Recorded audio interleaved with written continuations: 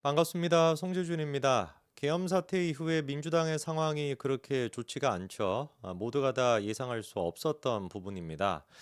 물론 이제 우리가 기대했던 바는 계엄 사태 이후에 민주당이 계엄 전과 똑같은 모습을 보여주길, 아니 그거보다 더 심한 모습을 보여주기를 개인적으로는 기대를 했습니다. 애당초 민주당이 계엄 전부터 대한민국을 만들어놨던 모습은 그냥 뭐 계엄 전과 후가 차이가 없었거든요. 행정부를 마비시켜 놓고 사법부를 마비시켜 놓고 모든 거를 우리가 다 알고 있지 않습니까? 설마설마였습니다. 그런데 그 민주당이 그 설마를 현실로 만들더라고요. 계엄 이후에 민주당이 보여줬던 모습들, 한덕수 권한대행까지도 탄핵을 시키고 최상목 권한대행까지도 권한대행의 대행까지도 탄핵시키려고 그렇게나 길길이 날뛰다가 지금의 민주당이 어떻게 됐습니까? 완전히 그냥 나락으로 가버렸죠. 민주당 내부적으로는 벌써 그런 얘기가 나오고 있습니다. 이재명이가 소보루빵이 됐다. 무슨 소리입니까? 이번에 이제 그 윤석열 대통령에 대한 체포영장이 집행될 당시에 우원식이 김경수를 불러가지고 그리고 또 민주당 의원들과 같이 만찬까지 가졌다라는 거 아니에요? 거기서 이제 그 조홍천이 했던 얘기가 뭐라는 겁니까? 아니 우리 갖고 소보루빵만 팔라는 법 있냐? 아니 무슨 뭐 우리가 팥빵을 팔아도 되는 거 아니냐? 대전 성심당 같은 데 가보면은 소보루빵도 팔고 팥빵도 판다 뭐 이런 얘기를 하고 사람들이 거기에 환호성을 질렀다라는 거 아닙니까? 그러니까 이재명이라고 하는 그 소보루빵 이것만 가지고는 안 되고 팥빵도 필요하다. 그게 우원식이 될지 김경수가 될지 누구는 모르겠지만 팥빵도 필요하다. 완벽하게 그러니까 민주당이 지금 어떤 상황이라는 거예요. 이재명 체제로는 안 된다라는 게 공개적으로 지금 드러나고 있다는 겁니다. 사실 그럴 수밖에 없는 게 민주당에 대한 지지율은 뭐 한국갤럽, MBS 그리고 또 심지어 구라미터라고 불렸던 리얼미터를 보든지 간에 뭘 보든지 간에 지금 국민님한테 밀리고 있습니다. 민주당 내부적으로 무슨 생각을 하겠어요? 질 수 없는 싸움을 지고 있다. 누구 때문에? 이재명 때문에. 자연스럽게 그렇기 때문에 민주당 내부적으로도 플랜 B가 만들어질 수밖에 없던 상황인데 그게 여론조사에 따라 가지고 점점 더 지금 속도가 나고 있습니다. 오늘 저희가 얘기를 해보고자 하는 것은 이재명의 이런 운명을 끝마칠 수 있는 더 빠르게 끝낼 수 있는 요소가 한 가지가 더 있다라는 것인데 아시는 바처럼 이제 그 선거법 위반 같은 경우는 3월달 전에 나올 가능성이 90% 이상입니다. 이미 그 법원이 그런 식으로 지금 뭐 선포를 한 상태이고요. 남아 있는 것 같은 경우는 위증교사의 문제인데 사실 이제 그 이재명 입장에서 위증교사가 무죄가 나올 거라는 것은 이재명 본인 스스로도 예상을 못했던 것 같아요. 바로 그 직전까지 페이스북에다가 수차례 글을 올리면서 자기가 무죄다라고 주장할 당시에 이재명이가 글을 올렸던 거의 대부분의 글들은 위증교사와 관련된 내용들이었습니다. 그러니까 이제 그게 무슨 말이겠습니까? 그 위증교사에 대해 가지고 어떻게 해서든지 간에 자기가 무죄를 받기를 원하는 마음 그리고 또 거꾸로 생각한다면 유죄가 나올 가능성이 높다라는 생각을 하다 보니까 그렇게나 글을 많이 쓴 거겠죠. 정작 이제 그 선거법 위반 같은 경우는 글도 몇 번 안 썼습니다. 당연히 무죄가 나올 거라고 이재명이 예상을 했으니까. 근데 당연히 무죄가 나올 것 같았던 선거법 위반이 유죄가 나오게 되고 당연히 무죄가 나올 거라고 생각했던 이 위증교사 같은 경우는 또 유죄가 나오다 보니까 이재명이 멘붕에 빠져 있던 것인데 무죄가 나오다 보니까 거꾸로 말씀을 드렸네요. 유죄가 나올 게 무죄가 나오다 보니까 아마 또 쾌재를 불렀던 것 같은데 검찰이 그 이후에 준비한 걸 보니까 이것도 쉽지 않아 보입니다. 이번에 이제 그 검찰 쪽에서 300쪽이 넘는 항소 이유서를 법원에 제출했다라고 하는데 굉장히 꼼꼼하게 한 것 같아요. 볼드체에다가 밑줄까지 그리고 또 심지어 강조점까지 써가면서 반드시 이재명의 위증교사가 유죄가 나와야 된다라고 이렇게 법원에 항소를 했다라고 하는데요. 구체적인 내용을 조금 보니까요. 한마디로 얘기해서 이겁니다. 2002년도 검사 사칭 사건 당시에 김병랑 전 성남시장과 KBS가 이재명을 주범으로 몰자고 합의했다라는 식으로 이재명이 구라를 쳤죠.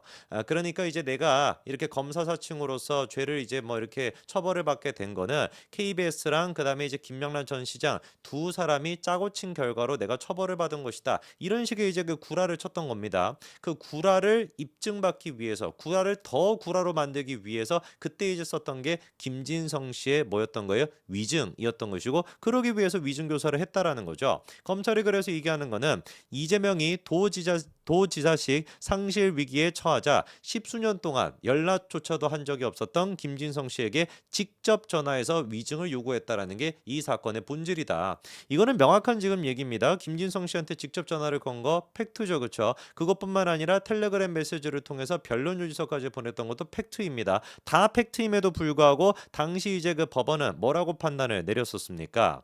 이재명도 그때 이제 뭐 김병란과 KBS 양측에 무슨 뭐 짬짬이 뭐 이런 것들이 없었다라는 것을 알 수 있었을 것으로 보인다.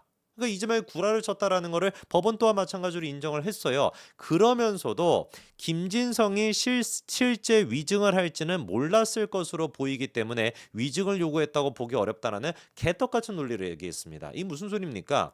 이재명이 그러니까 김병란과 KBS가 무슨 뭐 이렇게 협작을 해가지고 자기를 뭐 골로 보내려고 했다. 이거 구란 거 알고 있었을 거야. 그리고 또 김진성 씨한테 직접 전화를 걸었던 거 그래 알겠어. 텔레그램 메시지 보냈던 거 알겠어. 그런데 아무리 전화를 걸고 텔레그램 메시지를 보냈다라고 한들 김진성 씨가 직접 그렇게 위증을 할지 말지는 이재명이 확신할 수 없는 거 아니야? 그러니까 이거는 위증교사라고 할 수 없어.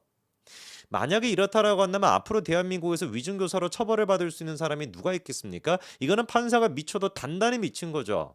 아니 당연히 위증교사를 할 때 100% 확신을 어떻게 합니까? 90% 80% 70% 그 확신을 하는 거죠. 당연히 이게 이 사람이 내 뜻대로 안 움직일 수 있다라는 전제를 하고 그리고 위증교사를 하는 것인데 안 움직일 수 있다라는 가능성이 있으니까 위증교사가 아니다. 말도 안 되는 얘기를 했던 겁니다. 판사가 그때 당시에. 그러니까 이번에 검찰이 하는 얘기도 뭐냐? 이재명을 무슨 뭐 김병란 신장과 KBS가 그렇게 주범으로 몰고자 했다라고 하는 거에 대해서 이재명 측에서는 증거도 하나도 제시하지 못했고 이 주장 자체를 2심에 가서는 이것까지 철회를 시켰다라는 거예요. 그리고 또 1심 재판부가 합의가 없었다라는 거. 그러니까 KBS랑 김명란 시장 측이 이렇게 짬짬이 해가지고 이재명을 보내려고 했다. 이게 구라라는 걸 알고 있었을 거야 라고 하는 것도 판결문 말미에서나 재판부가 살짝 언급했을 뿐이지 실제로 그거를 유무죄 판단할 때는 고려조차도 하지 않았다. 이렇게 검찰 측에서 지적을 했습니다. 그러니까 지금 검찰이 하는 얘기가 뭐겠어요? 아니 판사가 이재명이 주장했던 게 구라다라는 거를 인식하고 있었음에도 불구하고 그거를 어디에 적용시키지 않았다라는 거예요. 판결을 내릴 때는 적용시키지 않고 혹시나 논란이 될까봐 내가 이거 알고 있어 라는 식으로 뭔가 방어망을 치기 위해 가지고 그냥 재판 말미에 살짝 언급한 수준밖에 안 됐었다라는 거죠. 그리고 또 재판부가 했던 말도 안 되는 소리가 뭐였냐? 이재명이가 김진성의 허위 진술서 작성에 관여했다라고 볼 만한 증거가 없다. 이렇게 이제 또 재판부가 봤거든요. 이거는 무슨 말이냐? 변론 유지서를 보내주고 그리고 또 뭐 전화를 걸고 뭐 이런 것들이 있지 않았습니까? 이런 걸 통해서 충분히 이재명이가 김진성이 허위 진술서를 작성하는데 개입했다라고 보는 게 상식인데 법원은 그거에 대한 근거가 없다라고 봤거든요. 근데 검찰이 이번에 하는 얘기를 들어보니까 김진성 씨가 이재명 측으로부터 증언 요청을 받은 다음에 진술서를 자기가 작성해서 누구한테 보내줬냐? 이재명의 비서실장. 그게 바로 누굽니까? 극단 선택을 했던 전영수 씨입니다. 전영수 씨한테 텔레그램 메시지를 보냈어요. 그러면서 김진성 씨가 그때 당시 했던 얘기가 뭐냐? 일부 수정 중이니 보고 드린 후 연락 주세요. 이렇게 김진성 씨가 얘기했습니다. 이게 무슨 말이겠습니까? 자기가 검찰 조사를 받을 때 내가 이런 식으로 진술을 할게요 라고 하는 거를 작성해서 이재명 측에 보냈어요. 그리고 김진성 씨가 하는 얘기가 보고 드리고 난 다음에 피드백 같은 게 있으면 좀 알려주세요. 이렇게까지 얘기했단 말이에요. 여기서 말하는 보고를 드린다라고 했을 때 보고의 대상이 누구겠습니까? 당연히 이재명인 거예요. 그러니까 그때 당시 이제 그 전영수 비서실장이 그거를 받고 김진성 씨한테 뭐라고 얘기했냐?